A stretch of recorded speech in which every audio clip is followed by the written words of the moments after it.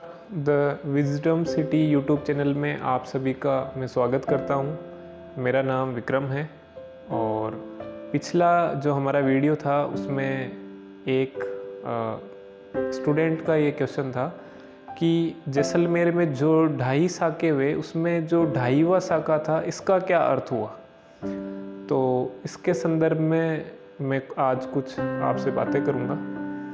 सबसे पहले हम ये जान लेते हैं कि जो जैसलमेर जो जगह है वह राजस्थान के पश्चिमी भाग में स्थित एक ज़िला है वर्तमान में, जिसे जैसलदेव भाटी ने बसाया था और इसकी स्थापना 1155 ईस्वी में की गई थी। जैसलमेर के अंदर 2.5 साके हुए हैं। सबसे पहला अगर हम साके की बात करें तो वह साका, सबसे पहला जैसलमेर का साका रावल मूलराज के समय हुआ था 1313 ईस्वी में। इस समय अलाउद्दीन खिलजी ने आक्रमण किया था। जैसलमेर का दूसरा साका 1320 में रावल दुर्जल शान के समय हुआ था 1320 के अंदर। और तीसरा जो साका है जिसको हम आधा साका भी कहते हैं वह लूणकरण के समय हुआ था 1550 ईस्वी में, जब कंधार का अमीर अली आक्रमण करता है। कंधार के अंदर दो राजाओं के अंदर, दो भाइयों के अंदर आपस में संघर्ष था। कंधार में दो भाइयों के मध्य सत्ता प्राप्ति को लेकर संघर्ष था। उसमें से एक भाई अमीर अली राव लूणकरण के पास आकर जैसलमेर में शरण लेता है और राव लूणकरण के साथ वह रहने लग जाता है किले के बाहर ही। एक दिन अमीर अली ने प्रस्ताव रखा राव लूणकरण के समक्ष कि क्यों न हमारी बेगमों को आपकी रानियों के साथ मिलवाया जाए, और राव लूणकरण ने उस प्रस्ताव को मान लिया। और उस समय कोई जैसलमेर के अंदर त्योहार था जिसके अंदर ऐसी प्रथा थी कि उस दिन किले के अंदर के सभी पुरुष बाहर जाकर समारोह का आयोजन करते थे और किले में अधिकांशतः महिलाएं ही रहती थी। ऐसे में अमीर अली ने यह प्रस्ताव रखा। अमीर अली ने यह एक तरह से षड्यंत्र किया था और अपने सरदारों से उसने बैठक की जिसके अंदर उन्होंने तय किया कि इन पालकियों के अंदर जो किले में जाने वाली है उसमें बेगमों की जगह अपनी रानियों को भेजा जाए। और अमीर अली ने अपने सरदारों के साथ बैठक की और उसने ये तय किया कि इन पालकियों में बेगमों की जगह योद्धाओं को और मुस्लिम सिपाहियों को भेजा जाए और वे अंदर जाकर शीघ्रता से लूणकरण की सेना के आने से पूर्व ही कब्जा कर ले। लेकिन जब पालकियां द्वार पर पहुंची तो एक सिपाही को, जो कि द्वारपाल था, उसे संदेह हुआ क्योंकि पालकियों के अंदर अत्यधिक भार था, क्योंकि उसमें पुरुष सिपाही बैठे थे और जिनका वज़न महिलाओं की तुलना में अधिक है। ये तो सामान्य सी बात है।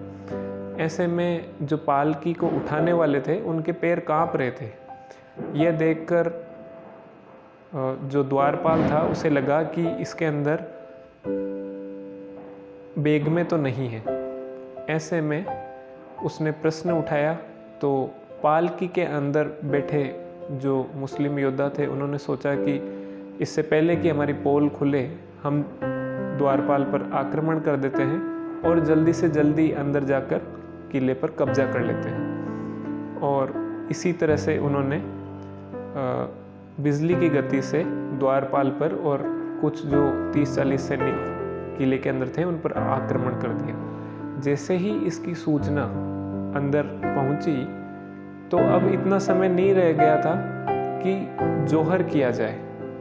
ऐसे में धारा स्नान करने का प्रस्ताव रखा गया।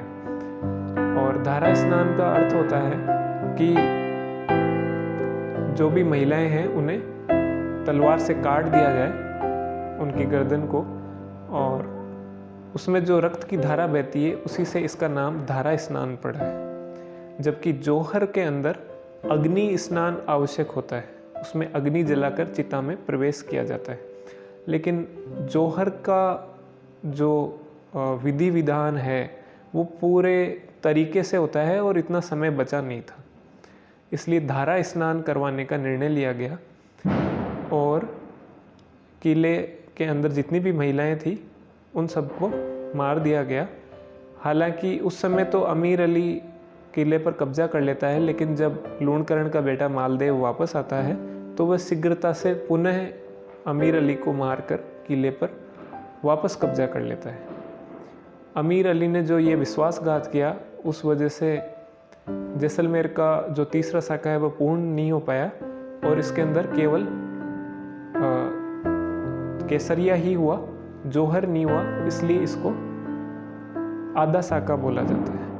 अब एक बार हम साका, केसरिया, जोहर इन तीनों के कॉन्सेप्ट को समझ लेते हैं।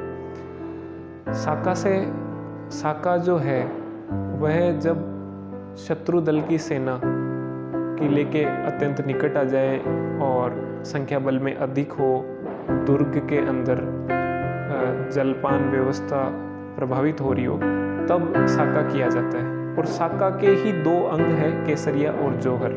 केसरिया के अंदर जो भी वीर है वे केसरिया कपड़े पहनकर सेना पर टूट पड़ते हैं और यह आर और पार की लड़ाई होती है, इसमें जीना या मरना होता है। और जोहर के अंदर जितनी भी वीर महिलाएं हैं वे सभी